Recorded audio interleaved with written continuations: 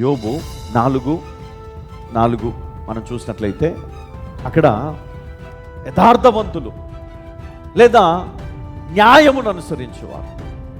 మరి వీరికి ఏముంటుంది అంటే ఎప్పుడు కూడా వీరి పక్షమున దేవుడు ఉంటాడు, వీరిని దేవుడు కాపాడుతూనే ఉంటాడు, దేవుడు వారిని ఆశీర్వదిస్తూనే ఉంటాడు. వారికి ఎక్కడ కూడా ఎండ లేదు. ఫలించెను కొమ్మ, ఫలించి వృద్ధి పొందు కొమ్మ. నోహు సంతానములో మనం చూస్తాం, ఇక్కడ యోసేపులో చూస్తూ ఉన్నాము.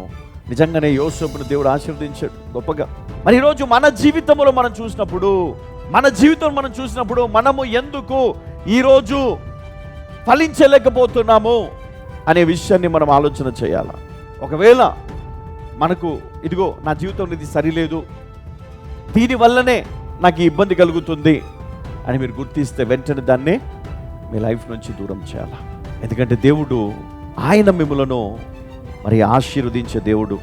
ఆయన మాటలు జీవపు ఊట. హల్లెలూయా. ఆయన మాటలు వినే మనము, ఆయన వాక్యాన్ని వినే మనము, ఆయన వాక్యములు ఎదిగే మనము దేవుని మాటల ద్వారా బలపడుతున్నటువంటి మరి వ్యక్తులంగా మనం ఉంటే గనక ఖచ్చితంగా దేవుడు మనలను కూడా ఎట్లా ఆశీర్వదిస్తాడు అంటే మరి ఫలించడి కొమ్మలాగా, మరి ఫలించి అభివృద్ధి పొందే ఒక గొప్ప వృక్షములాగా దేవుడు మనల్ని ఆశీర్వదిస్తాడు. హల్లెలూయా.